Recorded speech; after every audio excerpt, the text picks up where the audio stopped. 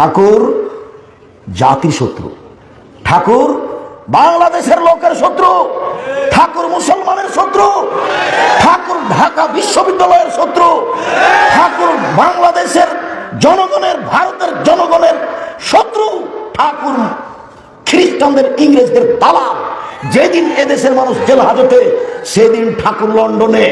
ঠাকুর বলে, ওমা তোমার আকাশ, ওমা তোমার বাতাস, ও কালিমা তোমার আকাশ, ও কালিমা তোমার বাতাস।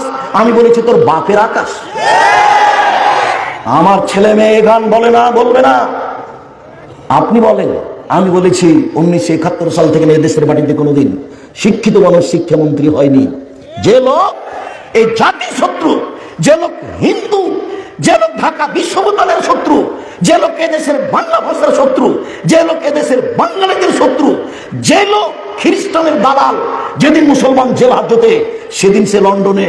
তার মুখের গান আমার ছেলে সকালে উঠে স্কুলে বলে, ওমা তোমার আকাশ, ওমা তোমার বাতাস। এটা আমার ছেলে বলে না, বলবে না। আপনি বলেন, আপনার বাপ বলে, আপনার যত গোষ্ঠী বলে। কখন আপনি আপনার হিন্দুদের নীতিতে গ্রহণ করেছেন, চলছেন, মুশরিকের দিন রাত শিরক করছেন? আমি করি না। সিলেট কোর্টে আমাকে 5,000 টাকার মামলা করেছে। ওই সময় কেন আমি ঠাকুরের নিন্দা করেছি? আমি কি বলেছি? তোর বাপের আকাশ। ঠাকুর বলছে, যতবার বলছে যে ওমা তোমার আকাশ, তোমার বাতাস, ততবার ঠাকুর কাকে বলছে? ও কালিমা তোমার আকাশ, ও কালিমা তোমার বাতাস। কালিমার বাপের আকাশ। আপনার বোধগম্য নেই, আপনার হিতাহিত জ্ঞান নেই। এই যে দেখেন, যাওয়ার সময় একটা বই দেখতে পাবেন, বইয়ের নাম শিক্ষা বনাম জাহেলিয়াত। বইয়ের নাম কি? শিক্ষা বনাম জাহেলিয়াত। আপাতত 1 থেকে 10 পর্যন্ত এই বিদ্যাকে নাকচ করা হয়েছে, পরবর্তীতে আবার বের হবে। বেগম রোকেয়া আপনার প্রিয় মানুষ হতে পারে, আমার নয়। বেগম রোকেয়া লিখেছে অবরোধবাসিনী। অবাক কথা, আমরা মুসলমানের মেয়ে অবরোধবাসিনী। কে বলল? হজ করতে যেতে পারি, অফিসে যেতে পারি, মসজিদে যেতে পারি, মাঠে যেতে পারি, ঘাটে যেতে পারি, শ্বশুর বাড়ি যেতে পারি, বাপের বাড়ি যেতে পারি, রাস্তায় পর্দা করে চলতে পারি। অবরোধবাসিনী মানে? এই দেখেন, 1 মিনিট, খেয়াল করে এদিকে। বেগম রোকেয়া রংপুর ট্রেন স্টেশনে এসেছে, তা একটা ঘটনা নকল করছে। কি ঘটনা? রংপুরের 4-5 জন মহিলা, 10 জন মহিলা হজ সফরে যাবে। তো ট্রেন স্টেশনে যে বসে আছে, দেওর ভাসুর বাপকে, শ্বশুরকে, স্বামীকে বলেছে যে তোমরা আমাদের উপর একটা চাদর চাপিয়ে দাও, আমাদের পর্দার ব্যাঘাত ঘটে ট্রেন স্টেশনে। এবার ট্রেন মাস্টার ট্রেন স্টেশনে ঘুরছে, দেখি কি হয়েছে, কি হয়েছে। দেখে কতগুলো চাদরের নিচে বস্তা, তো পা দিয়ে লাথি মেরে মেরে দেখছে। যেগুলো কি? এগুলো বেগম রোকেয়া দেখাচ্ছে। তোমার কাছে শিক্ষিত মানুষ হতে পারে, শিক্ষিত মানুষ হতে পারে, বেগম রোকেয়া আমার কাছে নয়। যার কারণে রংপুরেরই মহিলা বই লিখেছে, কেন হবো অবরোধবাসিনী, ভুল হিসাব, মিথ্যা কথা লিখেছে।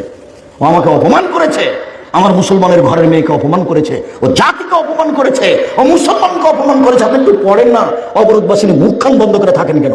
আমি যে দিন রাত বলছি, আপনি মুখখান বন্ধ করেন কেন? শুনি হবে না ফাঁসি হবে?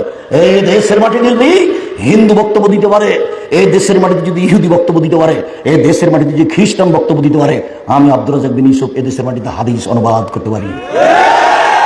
জাতির ক্ষতি করতে আসেনি। জাতির যদি রাস্তাঘাট করে দিতে না পারি, জাতির যদি স্কুল কলেজ করে দিতে না পারি, জাতিকে চূড়ান্ত সঠিক ধর্ম দিতে পারবো ইনশাআল্লাহ। রাসূল সাল্লাল্লাহু আলাইহি সাল্লাম বলেন, মহিলারা যদি 4টা কাজ করতে পারে, জান্নাতের সব দরজা খোলা, পথ সহজ তাদের। তারা যদি 4টা কাজ করতে পারে, জান্নাতের সব দরজা খোলা। 1, সালাত খামসা, 5 ওয়াক্ত সালাত, বাস জান্নাত আছে, জান্নাত খুলে দেওয়া হবে।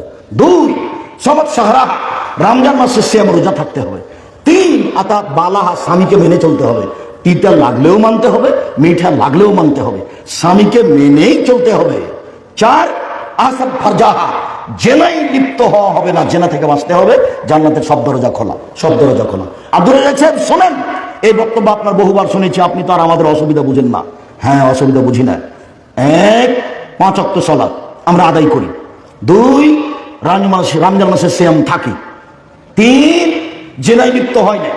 4, স্বামীকে মেনে চলা। আপনি যে বলছেন তিতা লাগলেও মানতে হবে, মিঠা লাগলেও মানতে হবে, আমার স্বামীর মুখখান এত খারাপ, এত খারাপ, ওর মুখে খালি অকথ্য ভাষা, ওর চেহারার দিকে আমি তাকাতে পারি না।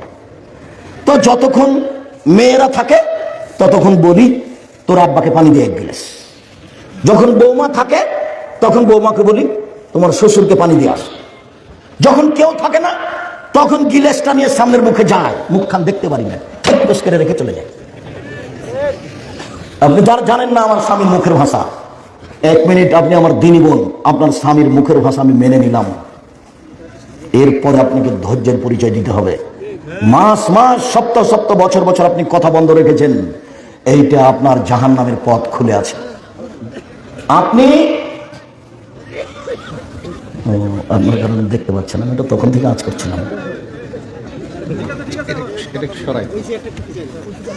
আপনি আমার দিনী বোন, আপনাকে এটা মেনে নিতেই হবে। যদি মানতে না পারেন তাহলে খোলা তালাকের পথ আছে। কালকে আপনি কাজের কাজকে গিয়ে খোলা তালাক করে দেন, 30 দিন পরে বিবাহ বসতে পারবেন, কোনো সমস্যা নেই। কিন্তু সংসারে থাকলে আপনাকে স্বামীকে মেনেই চলতে হবে, কোনো পথ নেই। মুখ খারাপ হোক, গালি দেখ, যদিও এ দেশের মানুষ বুঝে না। আল্লাহ বলছেন, আমি তোমাদের স্ত্রীকে সৃষ্টি করেছি শান্তি তৃপ্তির জন্য। যেখানে শান্তি আছে, যেখানে তৃপ্তি আছে। তো গালি দিয়ে কি শান্তি তৃপ্তি থাকে? মেরে কি আর শান্তি তৃপ্তি থাকে?